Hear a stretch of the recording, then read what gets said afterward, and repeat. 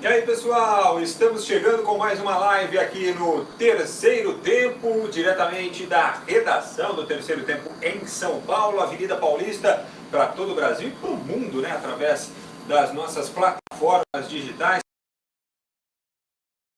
no Facebook. Eu e o João Antônio de Carvalho vamos falar muito sobre Libertadores, os jogos desta quinta-feira, sobre o que vem por aí também no fim de semana. Teve Copa do Brasil também nesta quinta-feira, mas eu quero falar novamente a respeito do calendário do Desporto Paralímpico Brasileiro, porque esse calendário aqui, na realidade, ele é muito mais importante e muito mais relevante do que eu imaginava, viu gente? Isso aqui é uma iniciativa de pessoas que acreditam no paradesporto, capitaneados pela Adriana Cortes, que idealizou e que concretizou esse calendário aqui de 2018, que tem como modelos atletas paralímpicos e como madrinha a incrível, a grande Laís Souza.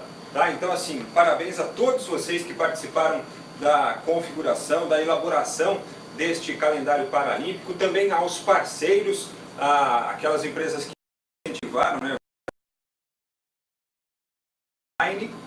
Também o Ciesp, a Suzano, papel e celulose, cada um aí contribuindo da maneira que pôde e voluntariamente, isso que é o mais importante, para a confecção deste belíssimo calendário do Desporto Paralímpico, idealizado pela Adriana Cortes, que coordenou também todo o projeto, e a todos que participaram deste projeto, parabéns, viu? Porque ficou realmente demais. Um negócio muito bem produzido, muito bacana, um incentivo legal para quem pratica e para quem acredita no desporto paralímpico. Parabéns a todos. E cada história de vida impressionante. Já um abraço para você, Frank, um abraço amigos aqui do Terceiro Tempo.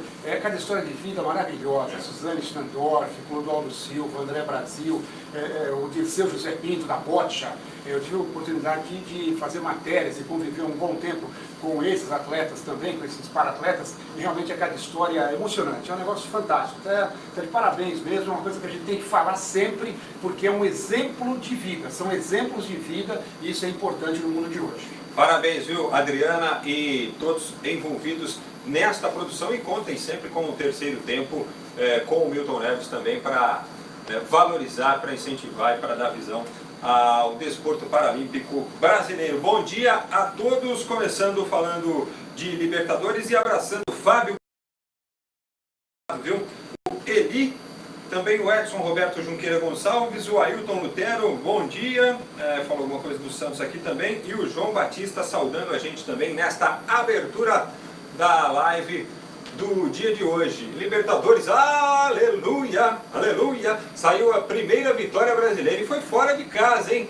E acho que nem todo mundo esperava, pelo menos não do jeito que foi. 3-0 para o Palmeiras sobre o Júnior Barranquilla, com o Bruno Henrique sendo o expoente do jogo, né? Foi a novidade, na realidade, do técnico.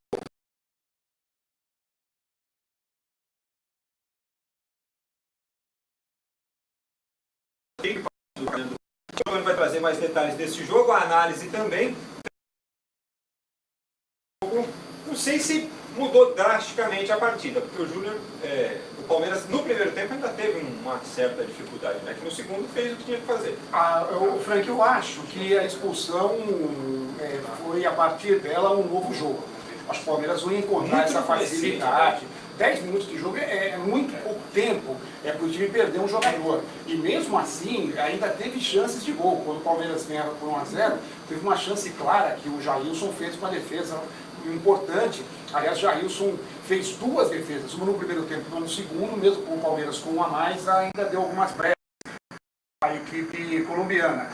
O que prova que, eu coloquei isso no comentário, o que prova que quem está pedindo a saída do Jailson no Palmeiras só pode ser torcedor do Corinthians, do São Paulo, do Santos. O palmeirense, em sã consciência, tem que deixar de lado o episódio da mãe dele, porque o Jailson, ele joga demais. Ele vem jogando muito. Ele ontem foi seguro quando precisou, apesar de poucos ataques da equipe colombiana, mas eu vejo dessa forma. Eu acho que é uma insanidade algum palmeirense querer tirar o Jailson por um fato isolado. João, já pensou se a gente começar uma enquete lá, não só no Palmeiras, mas em todos os clubes, para saber o time dos dos parentes, dos pais e tal, senão não pode jogar, aí meu filho, aí vai ficar, o mercado será muito restrito. Mas sobre o jogo, eu acho que o Roger foi muito bem. Eu tinha dúvidas qual seria o segundo volante que ele colocaria, eu até falei ontem que eu achava que podia ser o Thiago, ele teria o Thiago, ia um pouco mais à frente como o Felipe Melo,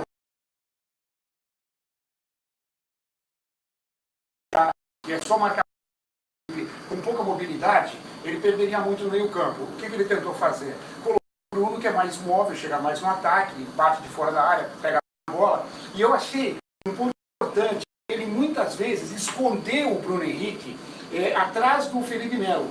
Ele deixava para o time colombiano a impressão de que o primeiro volante era o Bruno e o Felipe, que era o segundo volante, para sair um pouco mais com a bola. Só que na hora de atacar, o Bruno passava pelo Felipe e ele que era o jogador que ia à frente. Então essa troca de posições acabou dando certo porque realmente o Bruno ele teve uma grande fase quando foi o segundo volante, podendo chegar um pouco mais à frente. Mas eu achei interessante ele ter escondido em alguns momentos o Bruno um pouco mais atrás, porque isso confundiu a marcação da equipe colombiana. E outro ponto importante é a entrada do Vitor Luiz. Não que ele seja um jogador excepcional, mas ele é lateral. E o Michel Bastos faz tempo que não joga por lá, é um jogador que não estava dando certo na função, né, Fred?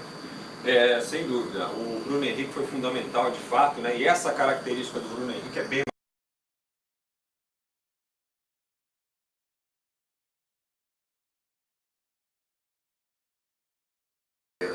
de fato, se deu no Corinthians, veio do Londrina, né, para o Corinthians, É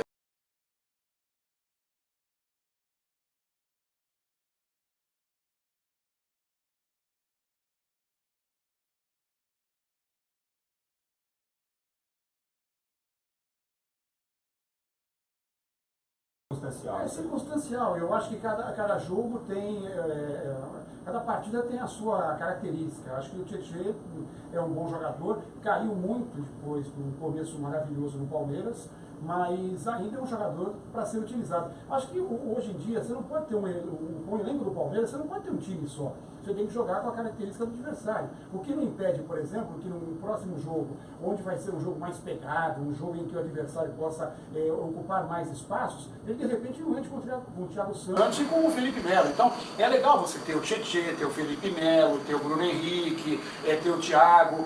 São peças que tem o Roger que ele está mexendo. Por exemplo, o Guerra. Um jogador que ele não vinha sendo muito aproveitado, entrou nos últimos jogos, ontem inclusive, deu passe para o terceiro gol, e é um jogador de uma habilidade, de uma visão de jogo incrível. Por isso que eu acho que o Lucas Lima tem que se mexer um pouco. Ele melhorou no segundo tempo, claro, o primeiro tempo apagado, mas ele está devendo. Pelo impacto da sua contratação, ele está devendo. E como o Roger não está preocupado com o medalhão, se ele continuar não buscando bola, jogando numa faixa pequena de campo, e o Guerra entrar com toda essa mobilidade, eu vejo que pode complicar. Olha só. A Barranquilla com 23 atletas, apenas 18 podem ficar no banco de reservas, ou seja, alguns atletas viajaram e sequer ficaram no banco de reservas. Fora do banco ficaram o Everton, goleiro que foi campeão olímpico, Michel Bastos, certo? Que tem a sua qualidade, um jogador experiente, Copa do Mundo. Moisés, que deu entrevista coletiva durante a semana, dizendo que estava preparado e tudo mais. Você vê como está o nível aí do elenco do Palmeiras. O Moisés eu até achei interessante, porque a gente sabe que um jogo contra um time colombiano é um jogo pegado, apesar de que esses times colombianos como o Júnior... Né? E o Moisés tem que entrar aos poucos ainda. Se ele entrasse num jogo como esse, acho que é muito cedo ainda para colocar o Moisés na Libertadores. Acho que para a próxima partida já vai... Sim, mas eu digo assim, ele tem que ficar 7, ele não ficou nem à disposição no banco de reservas. Ele foi retirado da lista que ia para o jogo, né? Foi ao estádio e acompanhou. E eu só tinha mais um destaque a fazer no Palmeiras, que é em relação ao Borja. Fez mais um gol, é o 6º gol dele no ano. Ele realmente é um grande finalizador. Primeiro dele com a camisa do Palmeiras na Libertadores. É um grande finalizador, o gol foi muito bonito. Aliás, os 3 gols do Palmeiras foram bonitos, né? Só que realmente o Borja, quando sai da área, é terrível. Eu ontem fiquei preocupado com alguma contusão mais grave que ele pudesse sofrer, sozinho, em 2 lances. Naquele lance que ele tentou driblar dois zagueiros, do Júnior, que ele pisou na bola, isso aí dá torção, né? Pisar na bola é complicado, porque a bola é redonda e tudo. E aquele outro também, que ele foi tentar dar um toque, uma tabela de calcanhar, que ele se enrolou, quase que uma...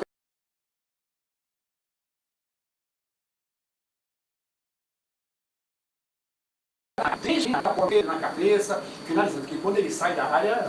E o Borja, o estilo do Borja é esse. É fazer gols como que ele fez ontem, dentro da área, aproveitando sobra ali e esperando a bola chegar, isso aí tudo bem. E outra, aquela enfiada para ele disputar na corrida com o zagueiro, mas sabendo que ele vai dar um toque na bola e chutar. Isso ele faz bem. Estou criticando, falou que quando ele sai da área... Ele tem as características. Não dá. E o Dudu apareceu mais pro jogo ontem. Você achou? Achei. Só que, claro que teve muito mais espaço. Teve mais espaço, principalmente. E o Roger também fez isso, mas ele fez certo. Ele mesmo fez aquela confusão toda que o Felipe Melo, quando jogava no Uruguai, inverteu. Colocou o William para a esquerda e o Dudu pela direita. E aí o Dudu teve espaço, saiu o primeiro gol com o passe dele, então eu vejo que ele... Tanto que o técnico depois tirou o William para recompor ali o sistema. Mas eu vi que o Dudu foi mais participativo. E muita gente fala assim, mas tem um a menos desde o comecinho do jogo.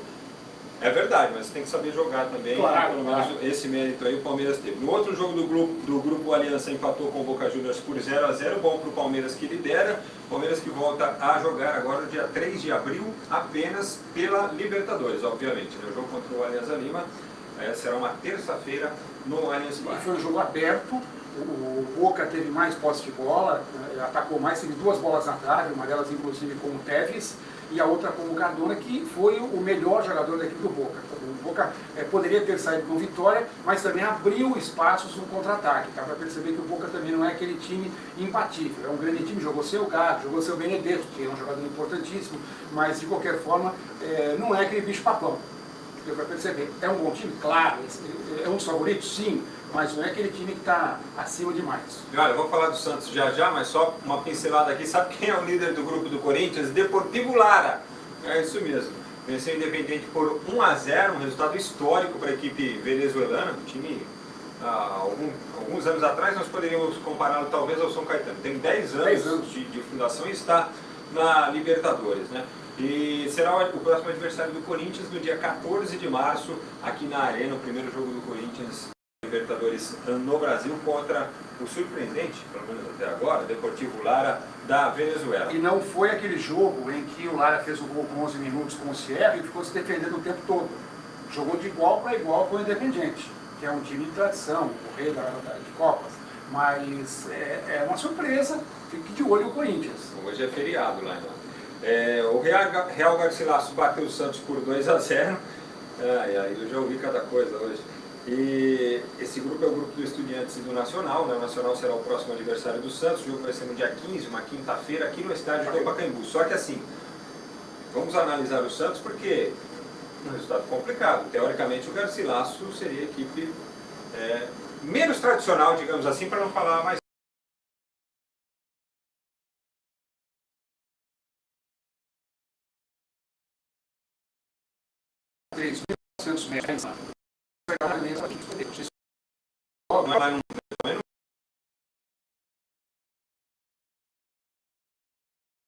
Tem alguma coisa que a gente já previa. Eu ontem falei, inclusive, aqui nessa participação. O Santos tem um problema sério, eu entendo, no meio campo. A gente tem o Alisson, que é o volante, aquele cabeça de área tradicional. O Renato, o segundo volante, já está com uma certa idade. Ele não é um jogador que tem mobilidade, que chega muito na frente. E tem o Vecchio, que é um jogador lento. O que aconteceu com o Santos ontem? Ainda mais jogando na altitude, onde a bola corre mais. O meio-campo do Santos no primeiro tempo foi totalmente dominado. O Santos poderia ter perdido até... Teve aquela chance do Gabigol, quando o jogo estava 1-0 ainda, mas foi só. Só foi em cima da linha. Foi só isso. Só que aí o meio-campo do Santos ficou correndo atrás. E correndo, quando eu falo correndo, é um modo de falar, porque o Vecchio não corre tanto, o Renato não tem mais fôlego para correr muito. Então, acho que aí o Jair Ventura ele tinha que ter tido uma outra postura. Eu acho que você não tem que que o que eu falei do Palmeiras, talvez o elenco do Santos não seja um elenco tão grandioso assim que nem o do Palmeiras, mas se você está jogando na altitude contra um time que você sabe que vai partir para cima, vai colocar correria, coloca jogadores com mais mobilidade, que marquem melhor. Porque com o Vecchio sozinho no meio campo, ele não conseguiu segurar a bola. O jogo na altitude você tem que segurar a bola, você tem que fechar com o quarto. E aí ficou o Sacha correndo de um lado, o Copete do outro, o Jean Mota vinha quebrando o galho com o lateral até bem, mas porque ele é um jogador que é meio campista, ele ataca. Ontem, para defender, foi uma tragédia. Então, por aquele setor, o Jean Mota, depois o Copete improvisado lateral, quer dizer, ontem não era a noite do Santos mesmo. Acho que tem que corrigir muita coisa. As laterais do Santos ainda não tem ainda um titular absoluto, tanto que no primeiro gol a jogada começou pela direita, o Daniel Guedes não conseguiu fazer a marcação. Quer dizer, tem muita coisa. Eu acho que as laterais e o meio campo do Santos o Jair tem que estar de olho nisso. E daqui a pouco o João Antônio de Carvalho vai dizer se esse resultado pode ter reflexo no domingo. Tem clássico contra o Corinthians, daqui a pouco nós vamos falar dos estaduais. Independente, Santa Fé e Emelec empataram por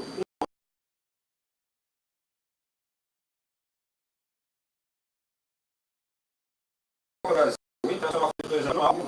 Agora, o Fluminense tomou uma virada no Avaí, hein? E assim, mandando o jogo, né, João Antônio de Carvalho? O Engenhão, mas sabe que chega a surpreender. Você olha o Sornosa, que já tem o Júnior lá na frente, né? Agora aí. A única referência do Flamengo, do Fluminense hoje é o Abel Braga. É o Abel, só. Então, você não pode esperar muita coisa desse time do Fluminense. Ganhou do Flamengo de 4-0, o Flamengo jogou com o time reserva, totalmente preocupado com o jogo contra o River Plate. Então, não é que é um resultado normal. Não é normal. E vai ficar difícil para virar o jogo lá. 1-0, pênaltis. Na Copa do Brasil esse ano não temos aquele gol qualificado, o gol fora de casa.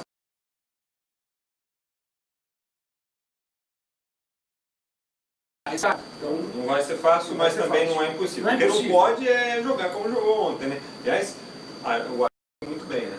Que agora é o goleiro da equipe do Avaí. Abraçando aqui, ó, o João Batista, o Décio Bernardo da Silva, Edson Roberto Junqueira, a Luziane dos Santos, Corinthians é o melhor time do mundo, Fernando Larios, que diz aqui, ó, Verdão 100%, Jairton Filho, fala Palmeiras,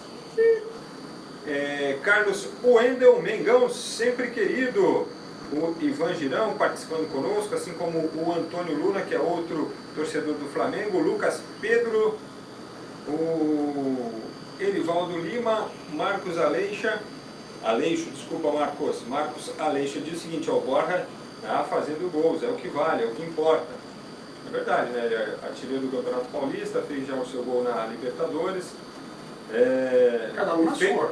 Esse ano ele fez o primeiro gol em clássicos, que foi o gol contra o Santos, que ele não tinha marcado ainda nos clássicos que havia disputado. Fez o primeiro gol na Libertadores, quer dizer, um pouquinho mais adaptado, a tendência é que ele melhore. Eu gosto muito. Mas precisa ser mais decisivo. Eu gosto muito da referência, eu não gosto desse sistema de ficar jogando com muito jogador de armação, quando você não tem esses jogadores que são jogadores que se infiltram. Como foi o caso do Rodriguinho no jogo contra o Palmeiras. Então eu acho que é legal ter um centroavante finalizador. Tá em falta isso, não só no futebol brasileiro, mas no futebol mundial. E o Borja é um deles. Então, não adianta, o que eu estou falando aqui é que tecnicamente ele é um jogador que quando sai da área, ele não tem função nenhuma, ele não consegue fazer uma tabela, não consegue driblar, mas na área... É um jogador para ser servido. Para ser servido. Na área ele é fera, ele é um excepcional artilheiro. Giovanni Almeida, bom dia, manda um abraço aqui para Pernambuco, Capoeiras, valeu e vai Corinthians. Alô Pernambuco, alô Capoeiras, obrigado por estarem conosco aí, viu? Edson Gonçalves, Nivaldo Tanferri e o Edson diz assim, ó, o Cláudio Zaidan na transmissão da Rádio Bandeirantes, disse que o Borja foi afobado naquele lance que você citou ali, que ele tentou driblar, acabou se atrapalhando todo, enfim, isso aí não é anormal. Não é dele.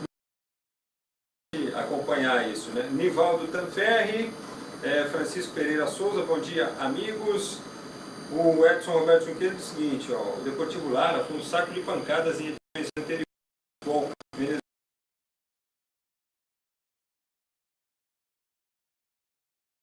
e o Otero é venezuelano bastante nos últimos anos, né? Com as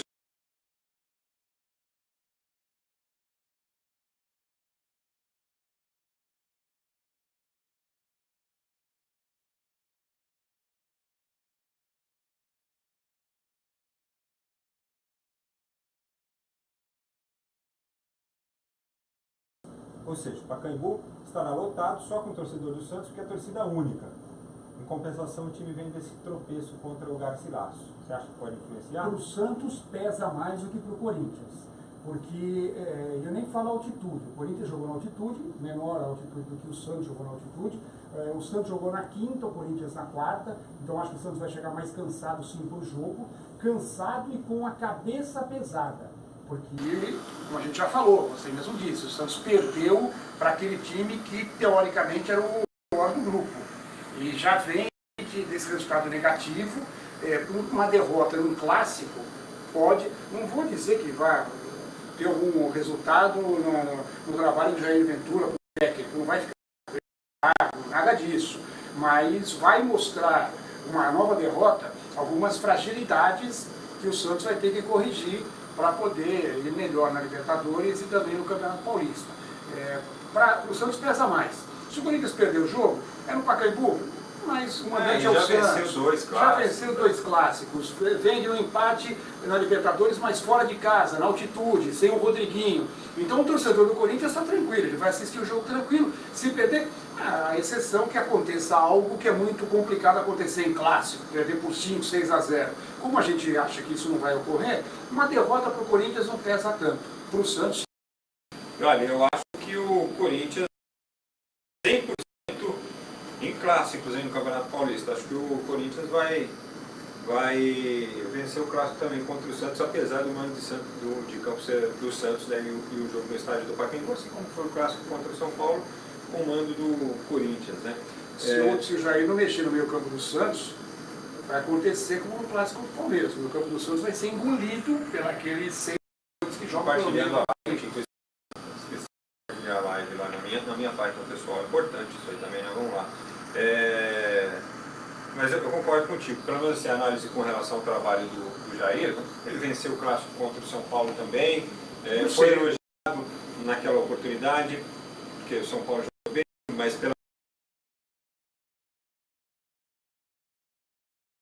jogo em que o adversário esteve melhor, porque teoricamente ele jogou daquela forma, né, para oferecer um pouco o jogo para o São Paulo e para tentar pressionar um pouquinho mais saída e encontrar uma bola para o gol lá. Isso aí não é demérito, quando você pensa e quando você organiza a situação. O São Paulo joga no domingo também, o clássico é às 5 da tarde no estádio do Pacaembu. São Paulo vai até Lins contra a Linense às 7 da noite. Vem desta vitória na Copa do Brasil agora, João Antônio. Conversei ontem com o João Paulo de Jesus Lopes, que é um conselheiro importante do São Paulo, ex-diretor, trabalhou décadas no futebol do São Paulo. Ele até lembrava, né, que os jogadores que estão lá, e Ricardo Rocha e o Lugano, que hoje são dirigentes, né, participou da contratação dos 3, enquanto era ali dirigente do São Paulo. O áudio dessa entrevista aí, a íntegra, está no terceirotempo.com.br, está no BOL também, você pode acessar agora para acompanhar a entrevista, para ler ali as informações e assim, o que eu achei bacana é que ele não se furtou a opinar a respeito do Dorival Júnior. Porque eu perguntei para ele, você gosta do trabalho do Dorival Júnior? Ele falou, não gosto. Respeito muito o Dorival, mas acho que assim, ele já teve tempo para mostrar resultados e esses resultados não aconteceram, as coisas não estão se encaixando. E até diz o seguinte, olha, o São Paulo tem o André Jardine ali, que já foi alçado para auxiliar técnico do profissional, e ainda usou uma expressão, para mim isso é um sinal de que o gato subiu no telhado. Elogiou também o Abel Braga, ou seja, para ele o Dorival não é o técnico para o São Paulo neste momento. Mas, pelo menos, não se furtou a opinar. Cada um tem a sua opinião. Cada um tem a sua opinião, e a opinião de João Paulo Jesus Lopes é sempre importante. Falei sobre sucessão também, na eleição do São Paulo só em 2020.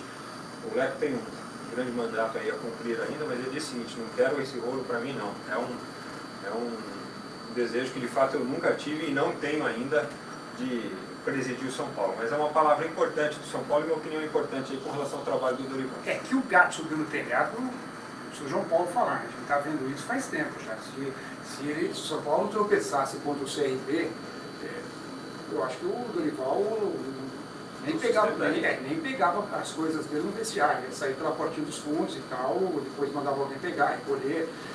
A vitória deu uma tranquilidade maior, até porque o torcedor ficou do lado dele com as alterações. O torcedor gosta de ver a garotada jogando.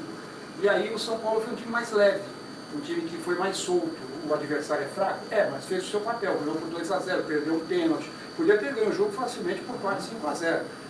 Então, pelo menos mostrou. É aquilo que a gente falou do Palmeiras ontem. O Palmeiras jogou com a mais desde os 10 minutos, mas jogou bem, fez o papel dele. E o São Paulo fez o papel dele no CRB. É um jogo que é complicado por ser contra o Lanterna, ser fora de casa, contra o Linense, que está desesperado, mas o São Paulo, depois dessa vitória, vai mais tranquilo. Eu acho que aí a situação vai clareando um pouquinho e vai dando condições para o Dorival pensar melhor, porque também é duro você pensar com aquela pressão toda em cima. Agora, eu só não sei até que ponto o Dorival vai ter respaldo total e deixar um monte de medalhão no banco. E na segunda-feira, João Antônio, o Palmeiras joga às 8h30 da noite no Allianz Parque contra a equipe do São Caetano. Aí a pergunta é a inversa da do Santos, né? A derrota pode refletir, esta vitória dá um novo ânimo de repente para esse grupo no Palmeiras? Dá um novo ânimo. O time vinha tropeçando. São Caetano do Pintado, 2 vitórias consecutivas, está crescendo no campeonato. O grupo do São Paulo. E o Palmeiras vem de um empate pelo Campeonato Paulista, 2 empates, mas um deles surpreendente em casa contra o Linense, o que dá até uma confiança maior no São Caetano, né? Tipo, se o Linense fez, por que nós não podemos fazer? Mas acho que o Palmeiras é favorito, acho que pelo grupo que tem, a gente fala que tem aquela frase que a derrota veio em boa hora. Nunca é bom você perder, mas realmente aqueles tropeços do Palmeiras talvez tenham feito o time não pisar tanto em ovos. Eu acho que o Palmeiras naquele começo, pegando times só do Campeonato Paulista, que o nível é bem inferior, todo mundo colocava o Palmeiras como um imbatível, que não ia perder para ninguém. Perdeu para o Corinthians, já baixou um pouquinho a bola, então acho que essa vitória coloca as coisas no lugar. O Palmeiras volta a ser favorito. Campeonato Carioca, sábado tem clássico Flamengo e Botafogo. Engenhão, mando de campo do Flamengo, 5 da tarde. Favoritismo? Eu acho que é um jogo equilibrado. O Flamengo vem desse empate contra o River, não contou com torcida, agora pode contar com a torcida. Eu acho que o Flamengo, se jogar com o time titular, time completo, é favorito. E o Flamengo já foi campeão no primeiro turno. Tem alternado muito o time, né? Ele tem alternado muito o time. Isso aí pode dar um espaço maior para o Botafogo, mas com o time completo, o Flamengo é favorito. Agora, curiosidade, domingo tem Fluminense e Volta Redonda, 5 da tarde, o jogo será em Duque de Caxias, lá nos Ládios. E o Vasco joga contra o Boa Vista, Vasco também mandando o seu jogo, só que lá em Cariacica, né, no Kleber Andrade. Esse negócio de estádio parece que é um problema crônico no Rio de Janeiro. E o Rio tem, vai falar que não tem estádio, tem Engenhão, tem Maracanã, tem São Januário, mas sempre tem problema. Aí os governador que foi reformado. Então, e os caras vão mandar jogo em Juiz de Fora, em Cariacica, tudo bem, cada um cuida do seu, né? Mas que é um problema esse negócio de estádio no Rio, e aí cai naquilo que a gente sempre fala, né? Como é que o gramado vai aguentar? O Flamengo jogou quarta no Engenhão, o Fluminense jogou ontem no Engenhão, aí tem jogo sábado no Engenhão. Tem uma melhor para você então. Domingo, Independência, 11 da manhã, o clássico Atlético Mineiro e Cruzeiro. Independência, domingo, 5 da tarde, América Mineiro e Democrata de Governador Valadares. 2 jogos no Independência no domingo, sendo um deles o clássico das massas lá em Belo Horizonte, né? Atlético e Cruzeiro. Imagina se chove. Imagina se chove. Se cai uma chuva, está ainda na época de verão, imagina se chove. Tanto que a música falava de águas de março, né? Imagina se chove no domingo. Em Belo Horizonte. Em Belo Horizonte. Aí, primeiro jogo, vamos fazer um jogo com gramado pesado. O segundo jogo não vai ser nem pesado, vai ser enlameado, encharcado, arrebentado. Aí você vai cobrar o quê dos times que fazem o segundo jogo? Quer dizer, tem que ver isso também, né? E tem favoritismo aí no clássico, Atlético e Cruzeiro. O Atlético venceu no meio de semana pela Copa do Brasil, o Cruzeiro tomou aquele revés do Racing, Libertadores. Inverteu, né? O Atlético vinha vinha tropeçando, o Cruzeiro vinha invicto, o Cruzeiro perdeu, mas perdeu para o time argentino, acho que é equilibrado. Esse é o jogo que não dá para... Olha, o Roger Guedes já está pedindo desculpas pelos seus atos lá em Minas Gerais, hein? Olha, Campeonato Gaúcho, o Inter não joga nessa rodada, na realidade já fez um jogo em fevereiro dessa rodada, 4-0 do São José, líder, né, divide a liderança com o Brasil de Pelotas, 17 pontos, só que o Brasil tem esse jogo a menos, né? Então o Brasil de Pelotas pode virar líder isolado, joga contra o Novo Hamburgo, o jogo é em Novo Hamburgo, só que é o seguinte, se o Novo Hamburgo vence, o Brasil de Pelotas complica o Grêmio, porque o Novo Hamburgo, o campeão gaúcho, está na zona do rebaixamento. O Grêmio saiu dela. E o Grêmio é o 10º colocado, está um ponto só acima do Novo Hamburgo. O Grêmio vai jogar fora de casa contra o Juventude. Que também está entre os times da zona de rebaixamento. Não. O Juventude é o 8º. Mas ele ganhou o último jogo, mas ele também corre risco. Ele corre riscos, mas assim, hoje ele está dentro da zona de classificação, lá naquele cruzamento olímpico, o primeiro com o 8º. Apenas dois clubes, dois serão rebaixados, são o 9º e o 10º, que não vão fazer nada, né? Mas o Grêmio está nesse limbo aí, só que está um pontinho só acima. É muito tênue, porque o Juventude estava na zona de rebaixamento também. O Juventude tem 9 pontos, né? Ainda está ali ainda. Porque o Grêmio tem 7. O Grêmio pegou o Novo Hamburgo.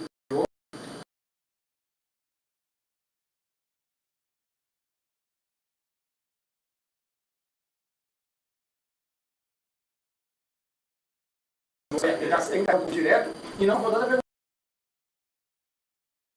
Está em último, também direto.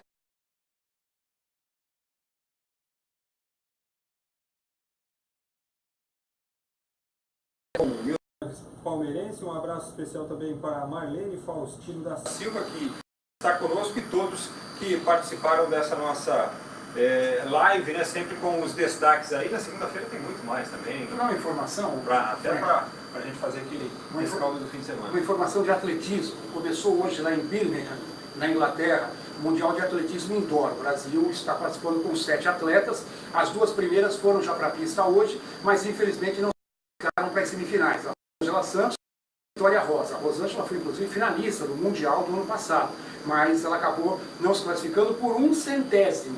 Ela foi a 4ª na bateria dela e ela fez 7,32.